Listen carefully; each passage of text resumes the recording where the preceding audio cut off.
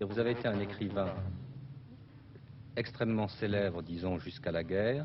Et après la guerre, il s'est passé quelque chose d'assez étrange.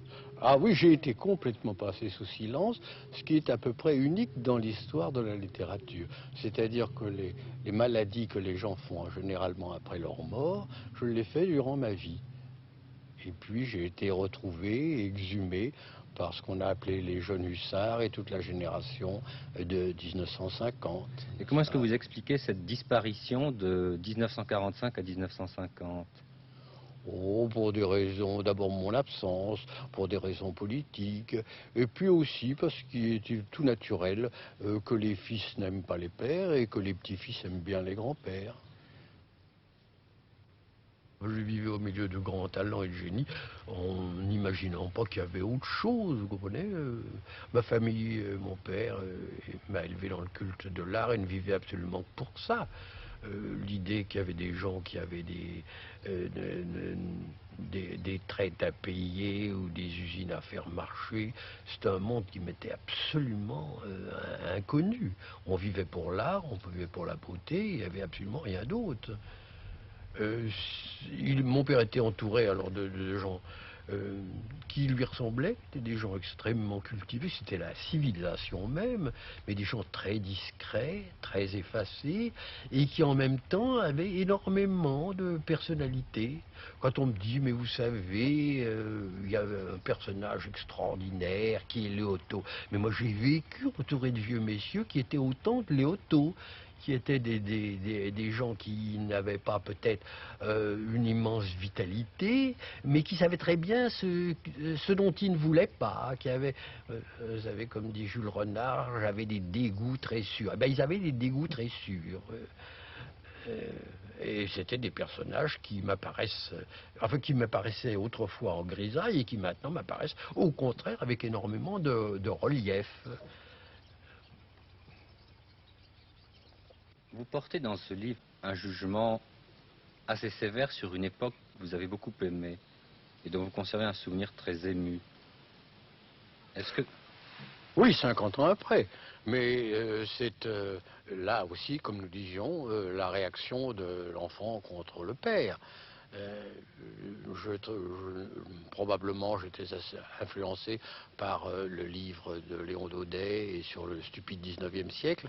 Et alors, je me suis mis à écrire que les gens de 1900 ne se lavaient pas les pieds, etc. Ce qui a chagriné mes parents et mes grands-parents. Mais en réalité, avec la vie, je me suis aperçu que 1900 était une époque grosse, toute l'époque actuelle, et que c'était extrêmement important. Une époque où il y a Bergson, où il y a Curie, où il y a les rayons X, il y a Röntgen, où il y a le Heisenberg. Enfin, tout ce quoi nous vivons part à peu près de cette époque-là. Et les premiers... enfin, l'enfance de l'atome date de 1900. Alors, c'est même assez ridicule d'avoir fait un portrait purement extérieur. Le livre est épuisé et je ne le réédite pas à cause de ça. Je ne le nie pas, mais je me suis amusé par une espèce de réaction de jeune garçon. Vous savez, un jour, les 6 musiciens demandaient à Ravel « Que devons-nous penser de vous, maître ?» Et il disait « Non, détestez-moi. » Eh bien, c'était une réponse d'un homme d'esprit, mais en réalité, je veux dire, c'est la réaction. On déteste toujours les gens qui vous ont précipité précédé de 10 ou de 20 ans. Vous êtes né le 13 mars 1888 à Paris. Est-ce que vous pourriez nous parler de votre famille, de vos parents, grands-parents? Je suis né rue Marbeuf, au 35, c'est-à-dire à peu près en face de ce qui est maintenant le cinéma Marbeuf. La rue Marbeuf était une rue, d'ailleurs, très, très amusante. C'était une rue très animée, où vivaient, dans le côté de la place, du côté de l'Alma, c'était surtout des médecins, des chirurgiens. Après ça, elle était plus drôle quand elle se rapprochait des Champs-Élysées, où il y avait pas mal de mi-mondaines bien entretenues, où il y avait des hôtels pour étrangers, et où il y avait les premières automobiles, les premières automobiles qui se vendaient là au coin de la rue Marbeuf et des Champs-Élysées.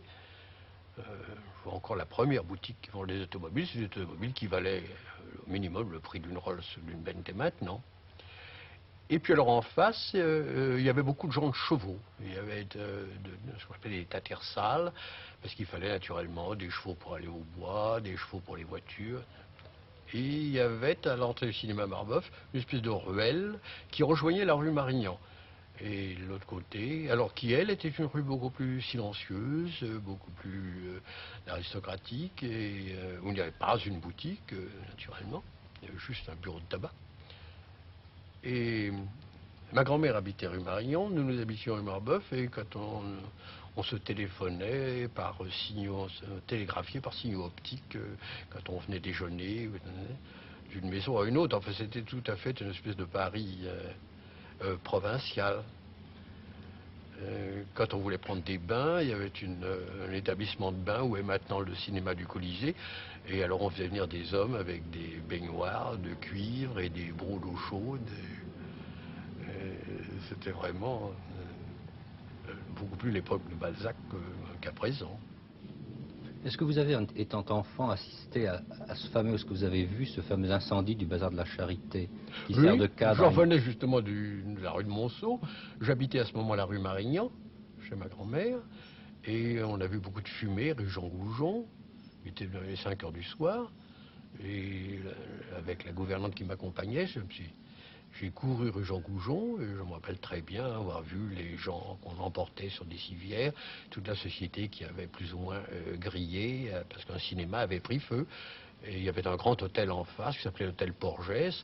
Je vois encore toutes les portes, la peinture toute pleine de dégoulinantes et de cloques, parce que la chaleur était telle que les maisons d'en face commençaient à retirer elles aussi. Oui, quel personnage était votre père?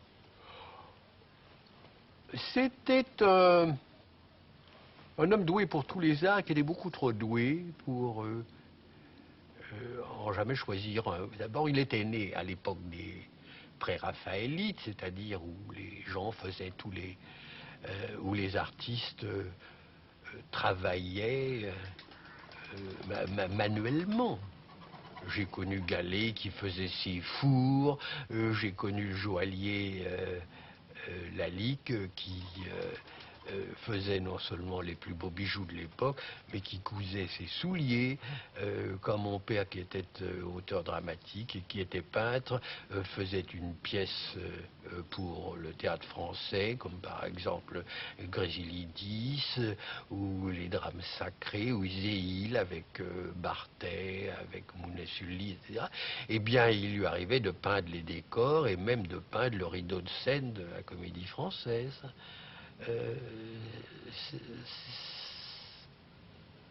C'était un homme, je vous dis, extrêmement doué et qui, toute sa vie, a aimé apprendre. Quand il a été mis à la tête de l'école des arts décoratifs, son premier mot a été de dire « Enfin, je vais pouvoir apprendre ». C'est un homme extrêmement modeste qui a passé son temps à déchirer ses toiles, repeindre ses toiles, à déchirer ses manuscrits, et qui doutait beaucoup de lui-même. Oui, il avait tort.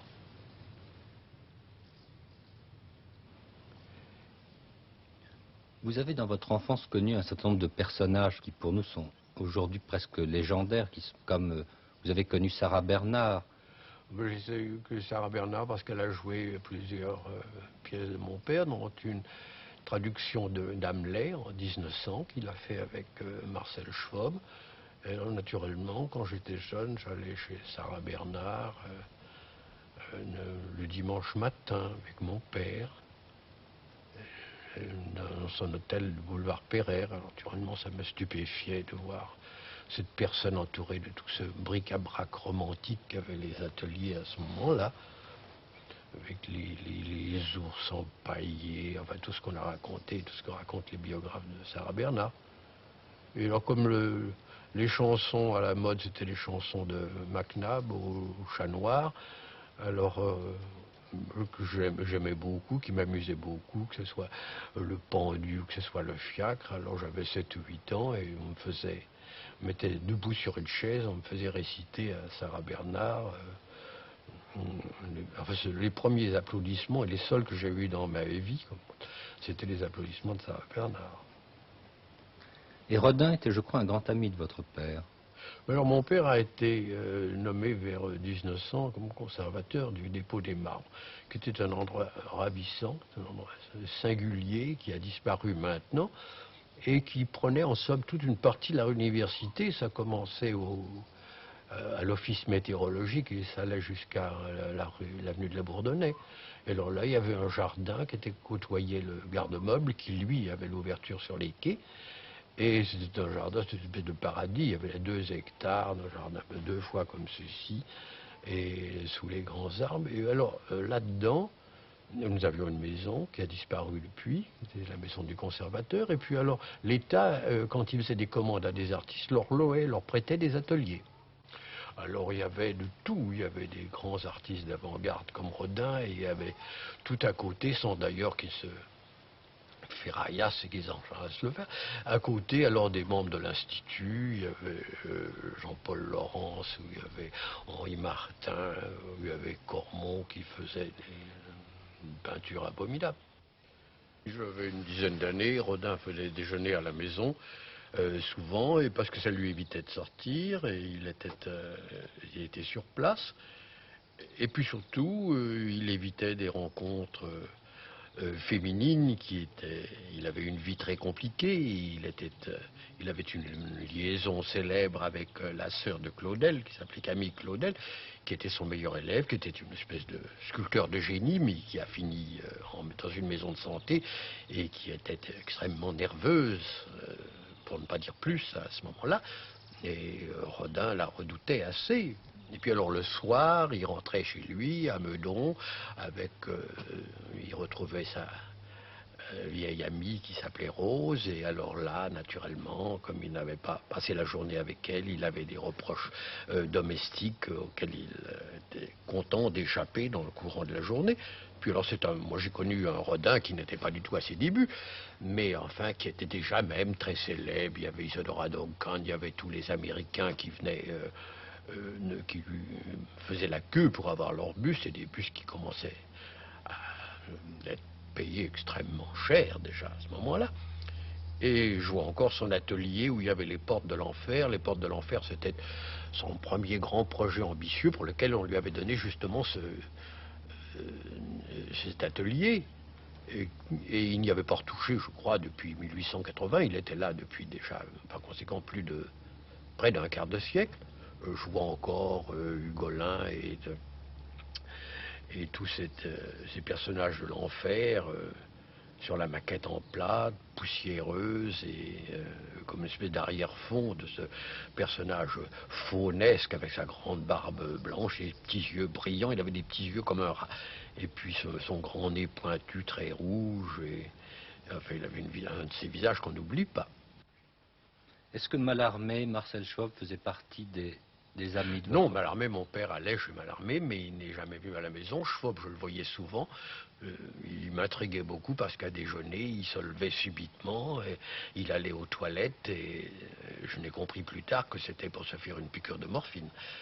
Mais il arrivait avec Moreno, l'actrice avec qui il vivait à ce moment-là, et Moreno, qu'on a connu dans la pièce de Giraudoux, qui était une grosse personne assise, était à ce moment-là, c'était l'époque du symbolisme, c'était une espèce de fée diaphane, et on voyait le jour à travers. Elle était habillée comme on était habillé dans les milieux artistiques de l'œuvre, et dans les milieux d'artistes, c'est-à-dire elle était habillée comme une impératrice byzantine, avec des coiffures à la belle ferronnière, et devant toutes sortes de choses qui maintenant sont inimaginables. Quelles ont été les lectures ou les éléments disons, de formation que votre père vous a apportés? Est-ce qu'il vous faisait lire des choses, il vous Non, il montrait ne des faisait choses? rien lire du tout, il me laissait tout à fait libre, et naturellement je prenais des livres dans sa bibliothèque, et ces livres ont été, contrairement à tout ce que pourrait croire, les naturalistes. J'ai appris la vie à l'école des naturalistes.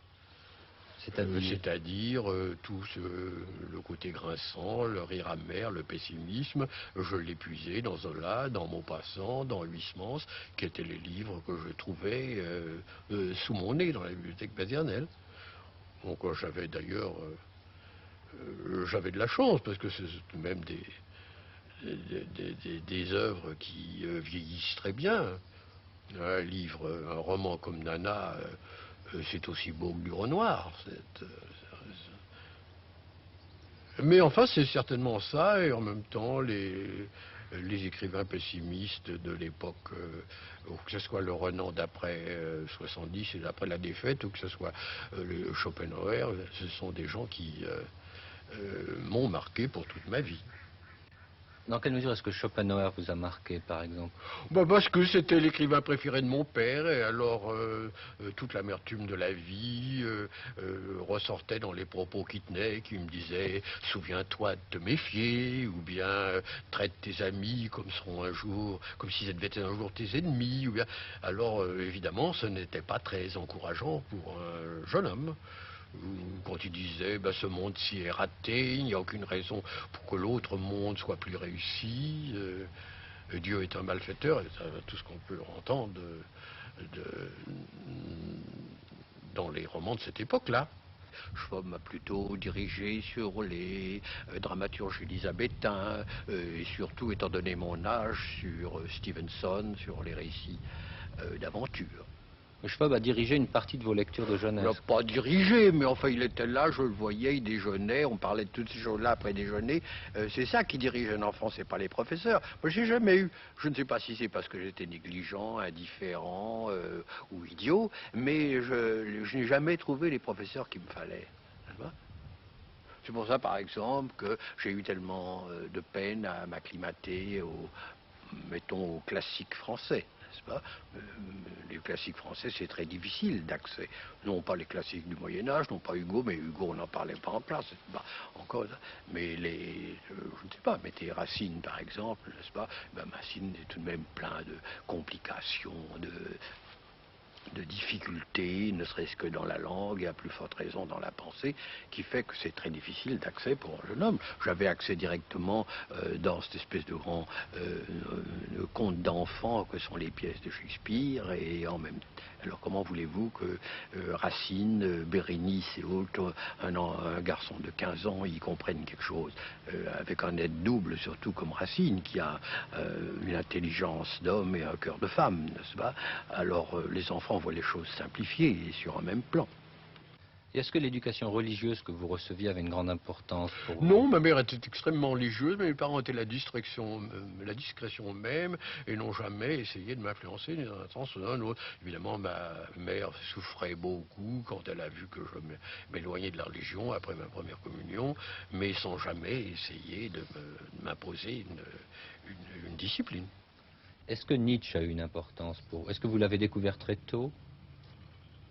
Oui, c'est également ce que j'ai découvert dans la bibliothèque de mon père. Alors, après ces pessimismes, ça m'a donné un goût profond de la vie que je n'ai retrouvé que plus tard dans les premières œuvres de Gide, qui sont d'ailleurs du Nietzsche, n'est-ce pas?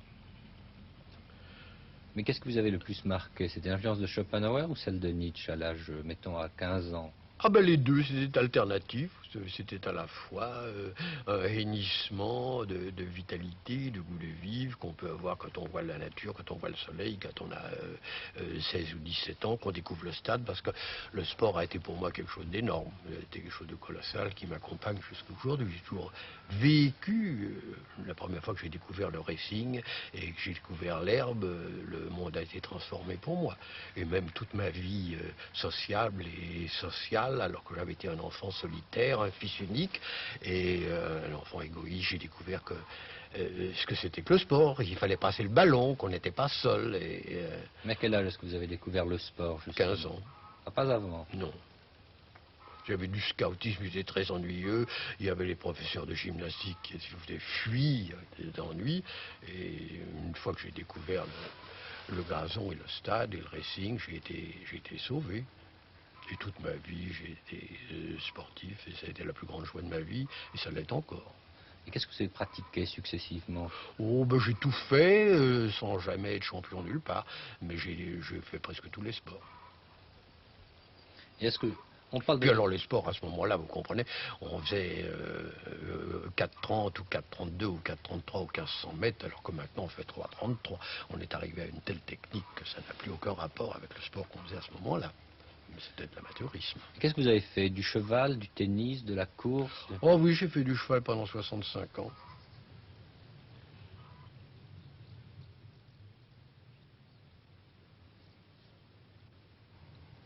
Vous parlez du sport comme si vraiment c'était une chose finalement plus importante que la diplomatie ou presque la littérature pour vous. Oh ben ça m'a permis de vivre. Permis de vivre, je suis un enfant assez malin et élevé pas mal, mais enfin comme on était élevé à ce moment-là, c'est-à-dire qu'on ne prenait pas soin de vous. Et alors tout à coup, ça m'a donné une surabondance de vie extraordinaire et qui ne m'a jamais quitté. Est-ce que vous aviez un grand plaisir à l'époque à vivre à Paris et à vivre dans cet endroit, dans ce dépôt des marbres? Ah oui, vous n'avez pas besoin d'aller à la campagne, puis c'était la campagne à Paris. Mon père n'avait accepté ce poste d'ailleurs que pour que j'ai ça, que j'ai la campagne à Paris. Et je veux dire, j'en profitais pleinement. Et c'était les premières années où Giraudoux était encore anormal. Il venait le dimanche et toute une série d'amis restaient. On déjeunait sur l'herbe. Non pas mon premier déjeuner sur l'herbe, car mon père avait fait une pièce autrefois qui s'appelait Easy Hill, qui était une pièce sur la vie du Bouddha. Qui était une pièce qui a été jouée par Sarah Bernard et par Lucien Guitry, le père de Sacha Guitry, qui était à ce moment-là un jeune acteur.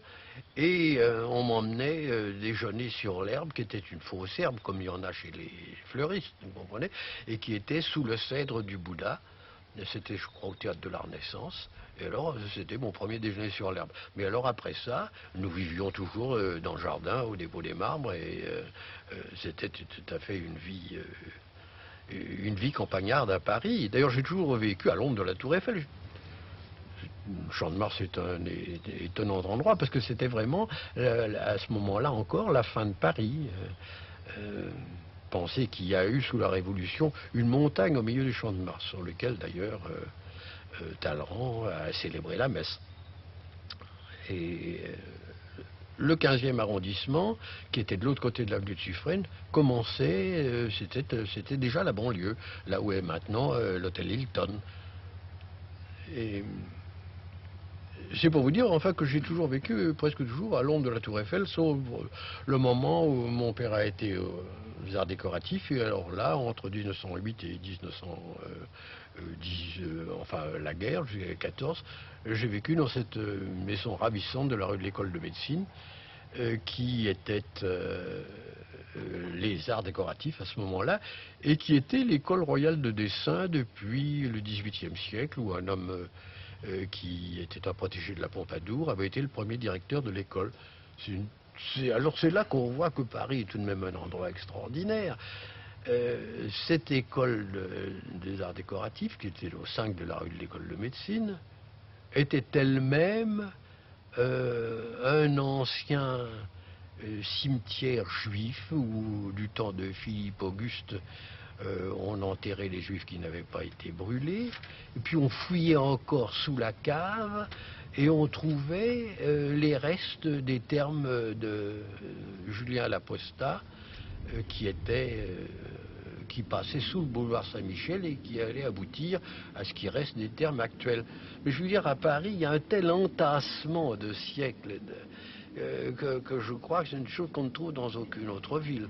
Vous pensez qu'il y a une maison, je ne me rappelle plus où c'est exactement, mais il y a une maison où Balzac a écrit La peau de chagrin et où Fournier a écrit Le Grand Maune.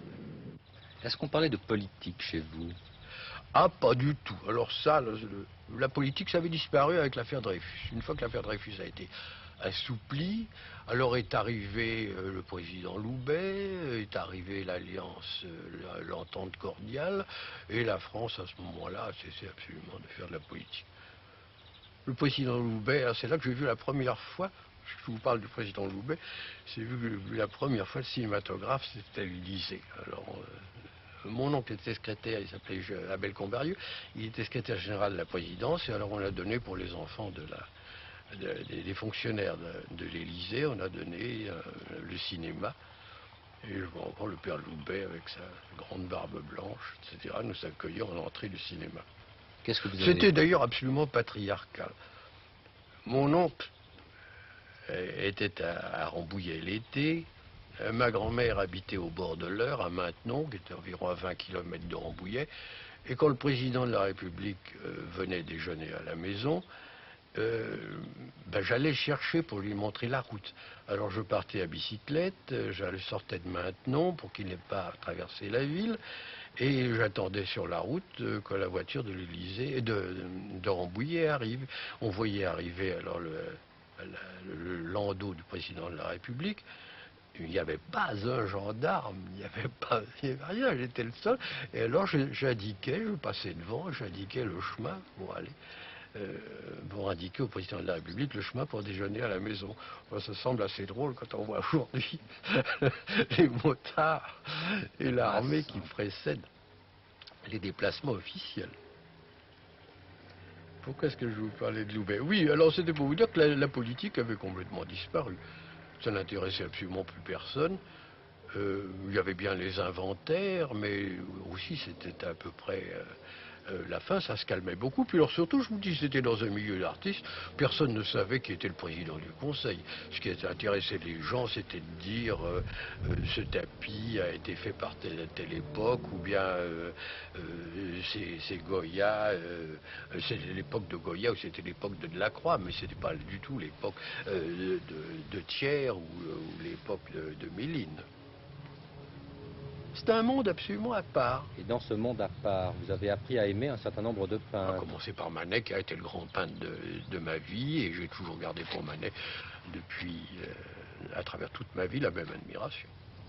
Et votre admiration a commencé très jeune pour lui? Tout de suite, j'ai vu que c'était la peinture qu'il me fallait, la peinture qui me plaisait, et j'étais amoureux de toutes ces femmes, j'étais amoureux de son plein air, j'étais amoureux de ses natures mortes, et puis alors quand je suis arrivé en Espagne et que j'ai découvert Zurbaran et Velázquez, j'ai pas été dépaysé, grâce à Manet. Vous avez été un mauvais élève, comme on dit. Où j'ai été, non, je n'ai même pas été un mauvais élève, ce qui donnerait du caractère et du relief à ce que j'étais. J'étais un élève absolument indifférent. Et un jour, je crois que c'est en 1905, vous avez échoué à votre baccalauréat. Vous êtes parti, je crois, avec votre père pour Munich. Et c'est là que l'on vous a confié à un jeune normalien qui était Giraudoux et qui devait devenir l'un de vos plus grands amis. Oui, mon père était commissaire à l'exposition de Munich pour la France. Et puis j'ai déjeuné, j'ai déjeuné un jour chez le ministre de France qui s'appelait Monsieur Dumaine et qui était le père de Dumaine que vous avez encore connu comme chef du protocole du temps de Gaulle. Et il était ministre là, et alors mon père lui a dit, mon fils ne passe pas son examen, son bachot de philo, il l'a raté, c'est très ennuyeux, comment faire? Et alors monsieur Dumaine a dit, il y a un jeune normalien qui est en ce moment à Munich et qui a une bourse de normale, et il pourrait peut-être aider votre fils. Et alors c'est là que j'ai rencontré Giraudoux pour la première fois. On m'a fait déjeuner avec lui, justement chez le ministre de France. Où d'ailleurs j'ai renversé le café sur le pantalon blanc du ministre qui indiquait bien que je n'étais pas fait pour la vie diplomatique. Et alors nous sommes liés avec Giraudoux, ce qui fait que nous nous voyons toute la journée, et à partir de ce moment-là, nous avons vécu comme deux frères jusqu'à son mariage. Vers 1908, je crois que Giraudoux vous a fait connaître certains milieux littéraires, des gens comme Toulet ou Moréas. Giraudoux adorait la province et il adorait le café. Moi, je n'avais jamais mis les pieds dans un café, et après lui, d'ailleurs, je ne suis jamais retourné. Au contraire, quand j'étais comme les Parisiens, on n'allait pas au café. Et puis alors, il y avait un grand café qui s'appelait le Vachette, qui était au coin du boulevard, de la rue des Écoles, boulevard Saint-Michel. Et alors là, j'allais le chercher. À ce moment-là, il travaillait au matin, au journal le matin, qui était de boulevard Poissonnière. J'allais le chercher, je le ramenais au quartier latin, parce qu'il habitait rue de Condé, à côté de chez moi. Il prenait ses repas chez moi, généralement. Et alors, après ça, nous allions prendre le café dans ce café littéraire qui s'appelait le Vachette, où trônaient des poètes symbolistes comme Moréas, des journalistes, des poètes comme Toulette, Et puis, Et vous-même, vous aviez 20 ans à l'époque, vous n'aviez aucunement déjà la tentation d'écrire. non, non, non, pas du tout. Pas du tout. Je vivais dans la littérature des autres, et ça me suffisait. Ce vice impuni, la lecture, est une chose qui est certainement un vice de la 15e à la 17 ou 18e année. On lit beaucoup à ce moment-là, puis tout à coup la vie arrive, on ne lit plus du tout et on lit plus tard. Enfin, je veux dire, c'est un rythme assez fréquent. J'ai connu Auric à 15 ans, je ne sais pas comment il avait fait, mais il avait tout lu. À 15 ans. Oh oui, 15-16 ans. Comment est-ce que vous avez découvert Gobineau, qui a été quelqu'un de très important pour vous? Oh, c'est un de mes camarades de sciences politiques qui s'appelait Moshkovski, qui était un jeune juif qui, comme tous les juifs de cette époque-là, était un homme extrêmement d'idées très avancées et en même temps très averti de toute la littérature anti-Manuel, qui m'a dit mais il faut lire Gobineau, c'est prodigieux, etc. Alors j'ai lu les Nouvelles Asiatiques et comme j'avais toujours eu envie de voyager, c'était pour moi un voyage que de lire les Nouvelles Asiatiques. La guerre du Turcoman, un voyage comme on en faisait, comme on n'en fait plus et qu'on en faisait sous le Second Empire encore, comme les voyages de Gautier, comme les voyages de Flaubert, et infiniment plus amusant que tout ce qu'on peut faire maintenant en car. Que représentait Huysmans pour vous? Ah, un style truculent extraordinaire, pas du tout son côté religieux et mystique, mais naturellement j'étais émerveillé par des saintes et par tout ce que ça m'ouvrait d'un univers curieux, étrange, raffiné, et tout ça m'a amené petit à petit aux entrées de métro de 1900. Mais la lecture Dans de lequel je me Huysmans... suis engouffré, car j'ai pris le métro le premier jour, et ça a été ouvert rue Marbeuf, j'ai été jusqu'aux Tuileries, ça a été mon premier grand voyage. Vous avez écrit quelque part que vers 15 ans, vous étiez marxiste, sous l'influence d'un de vos amis, et que vous n'avez même pas osé le dire à Giraudoux. Qu'est-ce que cela voulait dire pour vous à cette époque, marxiste? Ça n'existait pas, on était socialiste. On était socialiste parce que c'était à l'école des arts politiques, des sciences politiques, une façon de se différencier de l'action française et des Maurassiens. Mais enfin, je me rappelle avoir été en fait manifester avec un camarade qui s'appelait Marcel Hérault et qui depuis est devenu bâtonnier. Et ben nous allons manifester à la Bourse du Travail, simplement pour embêter nos professeurs. Mais ça ne nous a pas marqué particulièrement à l'époque. Non, parce que j'ai toujours, à ce moment-là, considéré qu'il fallait être...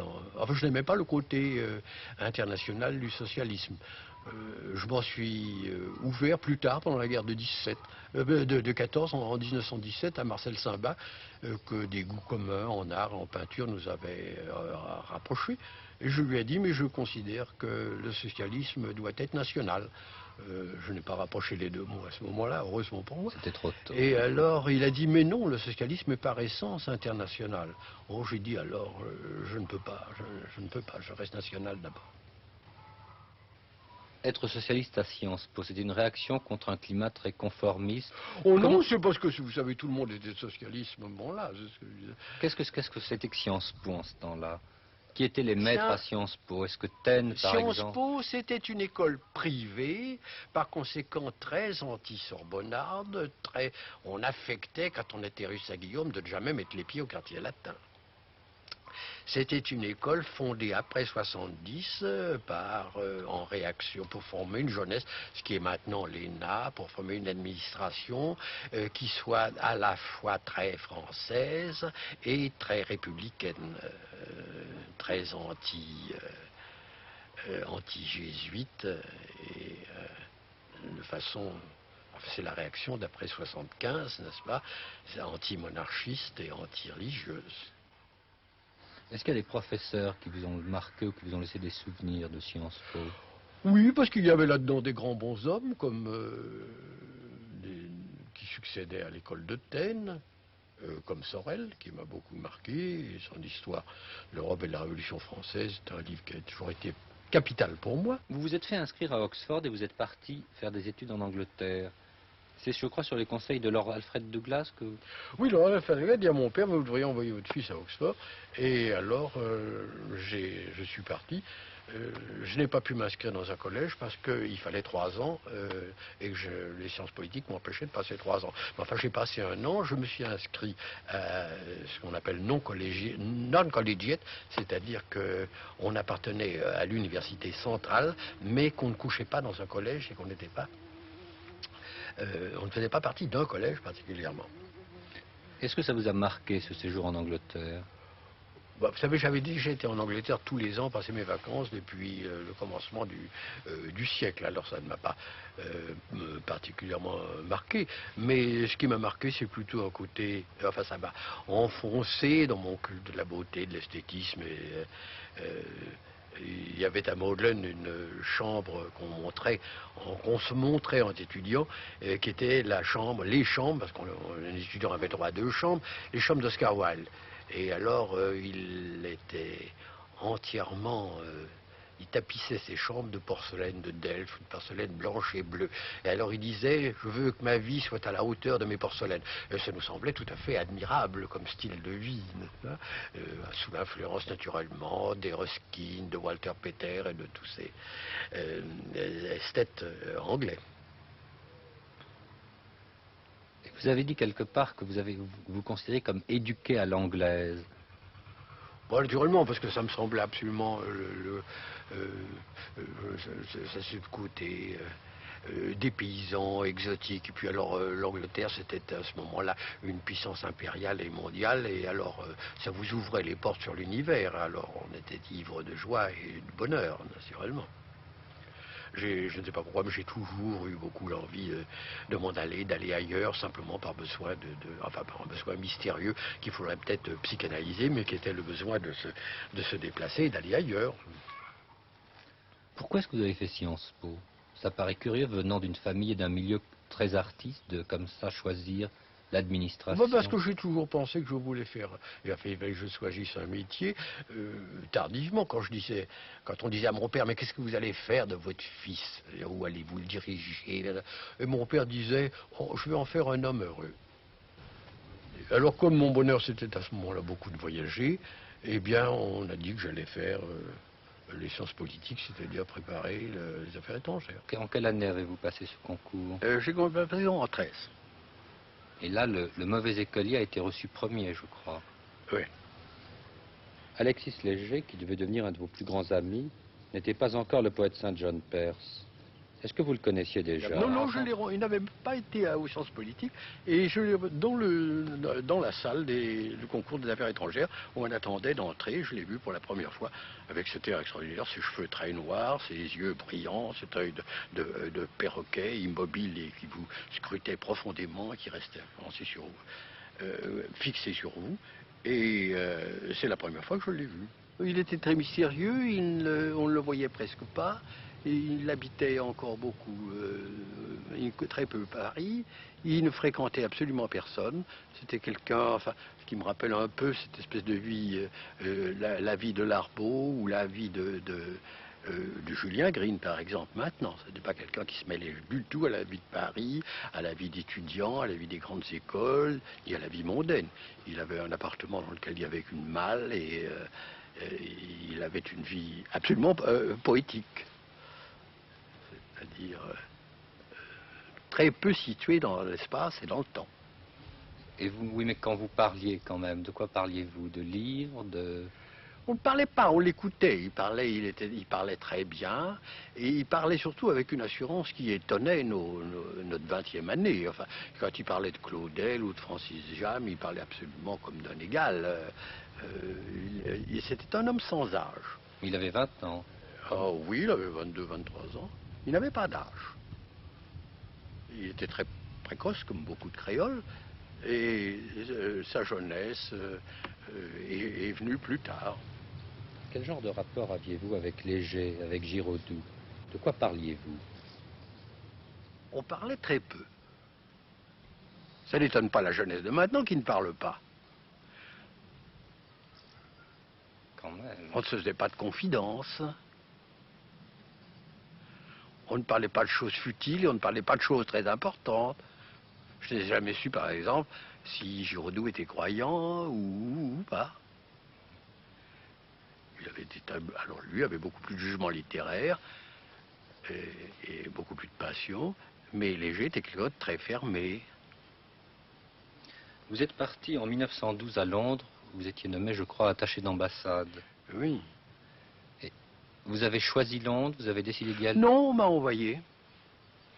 On m'a envoyé, comme c'était le premier poste et que c'était le plus important, on m'a donné celui-là. Et en quoi consistait votre travail à Londres? Bon, c'est toutes les carrières diplomatiques, sauf qu'il n'y avait pas à ce moment-là, évidemment, de dactylographe, de chiffreur, et qu'on était comme attaché obligé de faire tout ça, c'est-à-dire une besogne manuelle et assez matérielle, ennuyeuse. Et alors, je crois que la guerre de 1914 est arrivée. Alors la guerre de 1814 est arrivée, je suis resté à Londres encore pendant 2 ou 3 ans, et alors j'ai vu évidemment cette Angleterre en guerre, très longue à s'y mettre, au grand agacement et à la grande fureur des Français, mais enfin qui ont donné les résultats prodigieux qu'on sait dès 1915 et à la fin de 1915, c'est-à-dire 2 ans avant l'arrivée des Américains. Et vous-même n'avez pas été mobilisé à ce Je moment-là? n'ai pas été mobilisé, j'ai passé 2 ou 3 examens de santé à ce moment-là et j'ai été maintenu dans l'auxiliaire. Alors quand on était dans l'auxiliaire, on était maintenu à son poste de fonctionnaire. Ah, c'est ça, oui. Et puis il y a eu le jour où vous avez été muté à Paris et vous êtes devenu collaborateur de Philippe Berthelot. Est-ce que vous pouvez nous parler de Philippe Berthelot? Nous dire qui il était, quel rôle il a joué par rapport à vous? C'est un être très compliqué, très complexe, et il faudrait très longtemps pour vous expliquer ça, et son influence politique, et son influence littéraire, et son influence sociale. Tout ça, ce sont des choses difficiles à expliquer en quelques mots. N'est-ce pas? C'était descendant d'une famille républicaine illustre. Son père est ministre des Affaires étrangères et le grand chimiste de la chimie organique. Et il avait été élevé avec l'Atoll France, avec Léon Daudet sur les genoux de Renan. Et évidemment, c'était un personnage qui, de par sa propre situation et de par sa famille, traitait d'égal à égal avec les sommets de la République. Il s'est trouvé alors très au-dessus de tous les autres comme niveau, surtout comme caractère, dans les bureaux des affaires étrangères, ce qui fait que le jour de la déclaration de guerre, il s'est trouvé à la première place tout naturellement. Comme il avait un esprit très clair, très synthétique, il a fait une espèce de liaison avec l'état-major, et il a expliqué aux officiers ce que c'était que la politique étrangère, au grand état-major. Et alors, comme c'était un homme qui avait un charme fou, évidemment, il les a complètement séduits, et ça a duré jusqu'à la fin de la guerre, en tout cas jusqu'à Clémenceau. Et Clémenceau lui-même, qu'il détestait, qui a failli le traîner en haute cour, pas en haute cour, mais enfin qui a failli le congédier brutalement, au bout de 6 mois, est obligé de le reprendre, et il s'en est servi pour la conférence de la paix. Mais que lui reprochait-il pour avoir envie comme ça, non pas de... C'est une nature profondément aristocratique, je veux dire un mépris parfait pour le Parlement, détestant Poincaré, en général ayant des haines très fortes, ayant souvent des amitiés étranges, qui déroutaient beaucoup le monde officiel. Mais enfin, en 2 mots, Poincaré a attendu pendant 4 ans sa visite à l'Élysée. Alors comme il dirigeait l'un et l'autre la politique étrangère française, Berthelot n'a jamais voulu mettre les pieds à l'Élysée. C'est vous expliquer son indépendance. Et il a, malgré tout, il tenait. Mais oui, très calmement. Oui, ça, je crois que ça serait difficile. C'est absolument unique, n'est-ce pas? C'est comme si Guidollion ou Colbert refusaient d'aller voir le 14. Il a aussi rempli une sorte de rôle de protecteur des lettres pendant la guerre. Oui, c'était un homme, comment vous dirais-je, il était né des premiers romans de Barrès. Le culte du moi, l'ennemi des lois, à 20 ans, c'était ça. C'était une espèce de contestataire élégant et un peu effrayant. Et il avait décidé de prendre sous sa protection un certain nombre de gens. On n'avait pas décidé, ça s'est fait automatiquement. Il aimait la littérature, c'est lui qui a fait la carrière de Claudel, n'est-ce pas? Claudel aurait fini comme un obscur ministre au consul général au fond de l'Amérique du Sud. La carrière diplomatique. La carrière diplomatique, si Berthelot n'est pas venu le chercher. Il a fait la carrière de Léger dans ses débuts. Après ça, Léger a fait sa carrière grâce à Briand et puis grâce à son mérite personnel, naturellement. Il a fait la carrière de Giraudoux au début aussi. Giraudoux avait un commencement, le professeur, et le Quai d'Orsay n'aimait pas beaucoup les Normaliens, qui n'avaient pas encore envahi le quai à ce moment-là. Giraudoux avait fait un peu de journalisme, ce qui ne plaisait pas du tout non plus. Et Berthelot l'a imposé. En 1917 et 1918, vous écrivez Le journal d'un attaché d'ambassade, qui est une chronique de ces années de guerre passées au Quai d'Orsay. Comment et pourquoi êtes-vous soudain devenu écrivain? J'avais pour des raisons absolument matérielles, parce que je m'ennuyais, j'étais de garde comme un simple huissier, et j'étais de garde à ce moment-là 12 heures par jour, parce qu'il y avait très peu de jeunes, n'est-ce pas? Et alors comme je m'ennuyais à une table, je prenais des notes, je racontais ce que je disais, ce que je voyais, et ça n'a qu'une valeur de témoignage tout à fait secondaire, car je n'ai jamais joué le moindre rôle. Comment avez-vous rencontré Proust? Proust était quelqu'un qui, à ce moment-là, n'était connu que des gens du monde, et encore, il le traitait de petit Marcel, de gentil Proust, mais ce n'était pas du tout quelqu'un qui comptait pour eux.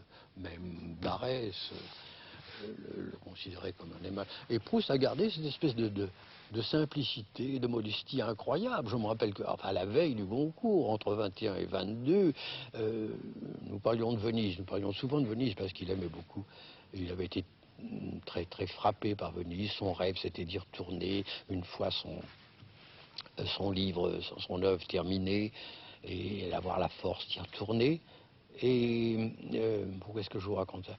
Oui, et alors, Proust était d'une modestie incroyable. J'ai retrouvé une lettre de 1921 où il dit « J'ai fait un article sur Venise, j'espère qu'il va être pris », n'est-ce pas? Alors, même à la veille du Goncourt, où l'idée d'avoir accès au Figaro littéraire était pour lui comme une espèce de grand honneur et de grande faveur, ce qui n'est pas imaginable.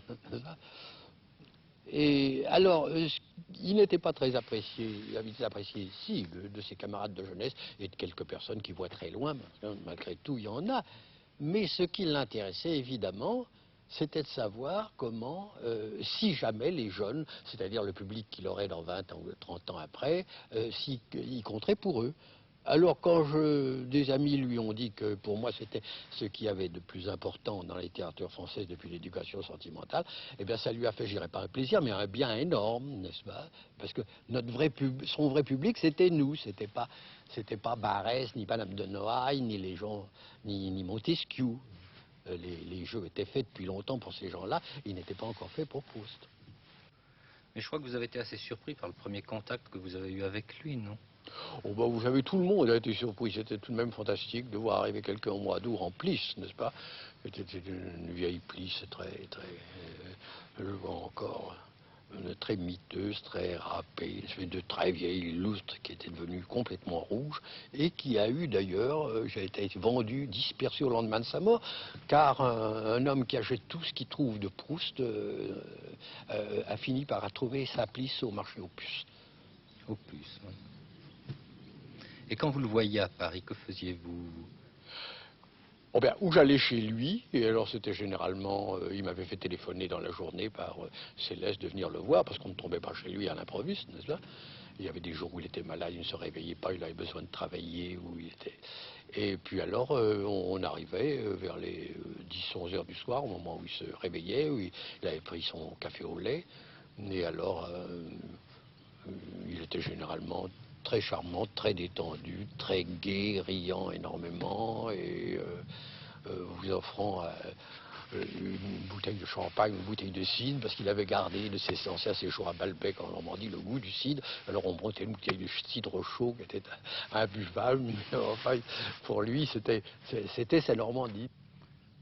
Vous me disiez tout à l'heure qu'il y avait une raison précise, disons, à l'amitié que pouvait avoir Proust pour vous. Oui, Proust et Larbaud ont eu une même sorte d'amitié pour moi. C'est-à-dire qu'ils étaient tous les deux des gens très malades. Et alors pour moi, pour eux, je représentais la santé, je représentais ce qu'ils auraient voulu vivre en réalité, parce qu'on veut toujours vivre autre chose que ce qu'on vit. Et c'est à cause de leur mauvaise santé d'ailleurs qu'ils ont donné leurs œuvres. C'est-à-dire votre vie de mouvement, de mondanité? Oui, du monde, la vie physique, le bien-être et la vie d'homme pressé et aspirant tout par tous les bouts. Oui, quel genre de jeune homme étiez-vous, justement? Comment Bah, viviez-vous? j'étais le contraire d'un reclus, vous comprenez, j'étais toujours en mouvement, m'intéressant à tout, passionné de tout et vraiment beaucoup d'air. Et est-ce que vous aviez des rapports à cette époque, disons, avec les gens qui allaient être, ou qui étaient déjà les dadaïstes, ou qui allaient être après le mouvement surréaliste? Non, je ne les ai connus que... oui, je les ai connus vers 17-18, à peu près à ce moment-là. Aragon était en uniforme militaire, je crois d'aide-major. Breton était encore militaire. Je crois que Soupeau ne l'était plus. Et nous avions un tout petit éditeur en commun, bien que nos goûts ne soient pas littéraires, ne soient pas exactement les mêmes. Mais enfin, nous avions des sympathies les uns pour les autres, qui s'appelait Le Sans Pareil, une petite maison qui n'a duré que 2 ou 3 ans. Et qui a publié quel livre de vous? Qui a publié des livres de poèmes. Les premiers, Lampes à Arc. Lampes à Arc avec les feuilles de température et Poèmes sans oiseaux. Et quel a été l'accueil fait à ce livre quand il est sorti? Oh, vous savez que l'accueil d'un livre de poèmes, c'est... Mais justement, parmi les poètes, disons. Oui, oui. Vous savez ce que c'est, il suffit de l'écrire pour 150 personnes, comme disait Stendhal. Et aujourd'hui, vous avez une opinion sur ce livre? Parce que vous avez l'air d'en parler presque, de le traiter avec négligence. Non, pas du tout. Seulement, il y a un élément lyrique dans mon œuvre qui a passé après ça dans la prose, mais qui a toujours existé parce que fondamentalement, ça fait partie de ma nature. Et quand vous avez écrit Lampes à Arc, avez-vous eu l'impression d'apporter quelque chose de nouveau? Bon, naturellement, nous croyions tous au commencement du monde. Non, mais je veux dire, on peut se... Le monde a complètement basculé en 1917. Il faut bien se dire ça, c'est que le XXe siècle commence en 1917. Je l'ai répété souvent, mais les gens n'arrivent pas à le comprendre. Le monde a basculé à ce moment-là. Toutes les valeurs anciennes ont disparu, et toutes les nouvelles, le mouvement des peintres, des sculpteurs qui étaient sous-jacents, ou à peu près depuis 1905 ou 6, n'est-ce pas, brusquement est passé au premier plan. La fin de la guerre, enfin le tournant de la guerre, et surtout à la base de tout et derrière tout, la révolution russe, a fait basculer le monde. Et vous en avez été conscient au moment où cela s'est fait? Ah oui. Tout de suite? Tout de suite. Tout de suite. Tout de suite, parce que l'Europe a eu les reins cassés, qu'on a eu à la place d'une Russie européenne, une Russie asiatique, et que les gens de droite se sont trouvés à gauche, gens de gauche se sont trouvés à droite. Enfin, un peu ce qui se passe maintenant, en sens contraire. Mais tout ça a été, tout à coup, on s'est mis à douter des généraux, des origines de la guerre, du bon droit, qui était de façon indéniable pour nous en 1914 et 1915. Et alors on s'est posé des tas de points d'interrogation à partir de 1917, qui dure encore.